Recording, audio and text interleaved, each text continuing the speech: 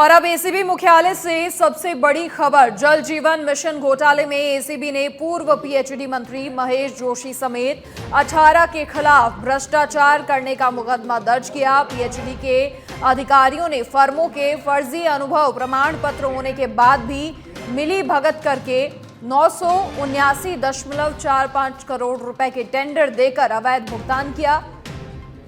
IRCON international company से बनाए थे 15 लाख रुपए में फर्जी अनुभव प्रमाण पत्र और अयोग्य फर्मों को टेंडर तो दिया ही, साथ ही अफसरों और मंत्रियों से मिली भगत करके करोड़ों रुपए के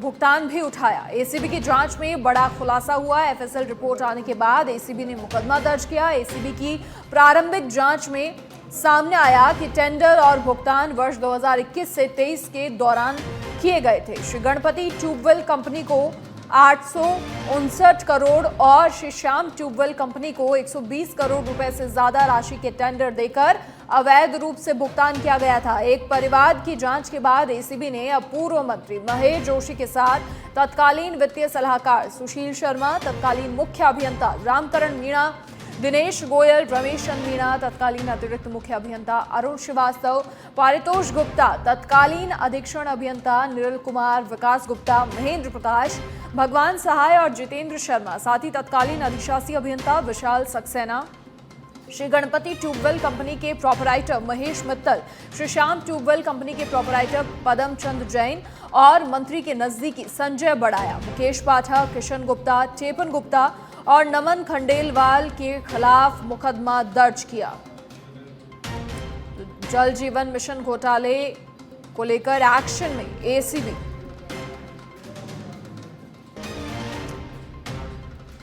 अधिक जानकारी के लिए सहयोगी ओम प्रकाश फोन लाइन पर जुड़ गए हैं। ओम प्रकाश, क्या कुछ पूरी जानकारी? देखिए, बड़ा एक्शन एसीबी का। जी देखिए, पिछले जो गहलोत सरकार है उसमें ये जो जल जीवन मिशन है उसमें बड़ा घोटाला सामने आया था।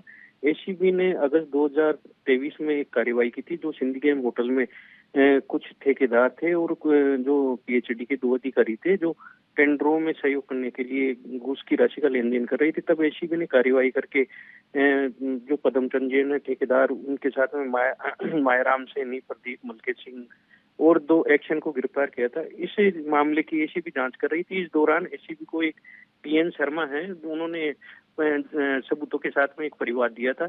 उस परिवाद में उन्होंने आरोप लगाए थे कि इस जो जल जीवन मिशन घोटाला है उसमें जो कंपनी है श्री श्याम ट्यूबवेल कंपनी और श्री गणपति ट्यूबवेल कंपनी, उन दोनों को टेंडर जो दिए गए थे करोड़ों रुपए के, वो अवैध रूप से फर्जी जो उन्होंने अनुभव प्रमाण पत्र बनाए थे उसके आधार पर दिए गए थे। इसमें जो पूर्व मंत्री थे महेश जोशी पीएचडी के, उनके साथ में जो अधिकारी जो ठेकेदार थे उनकी इस पूरी घटनाक्रम में संलिप्तता थी और करीब 950 करोड़ रुपए से ज्यादा का घोटाला के आरोप लगाए थे।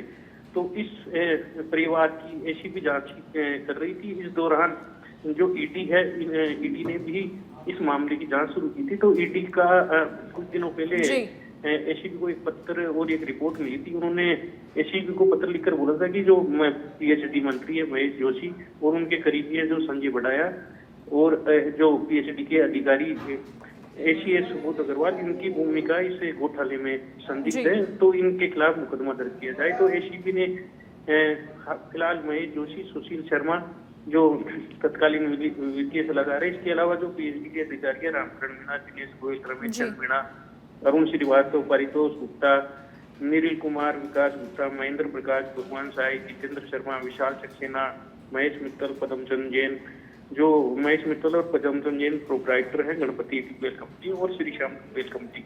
इसके अलावा जो प्राइवेट व्यक्ति है जो महेश जोशी के बहुत करीबी थे, संजय बड़ाया, जो उनके लिए फंडिंग का काम करता था और उसका पूरा सहयोग करते थे, मुकेश पाठक, किशन गुप्ता, टेपन गुप्ता, नमन खंडेलवाल, उनके 18 जनों के खिलाफ एसीबी ने यह मुकदमा दर्ज किया है ईडी की रिपोर्ट के आधार पर। एसीबी ने प्रारंभिक जांच में माना है कि वो संजय बड़ाया है जो फंड एकत्रित करता था, वह महेश जोशी के लिए करता था, जो ठेकेदारों से वसूल कर लाता था। इसमें पूरा सहयोग करते थे टेपन, किशन और नमन खंडेलवाल। जी बिल्कुल ओम प्रकाश, निश्चित तौर पर एक बड़ा एक्शन लिया गया है। बहुत शुक्रिया आपका तमाम जानकारी साझा करने के लिए।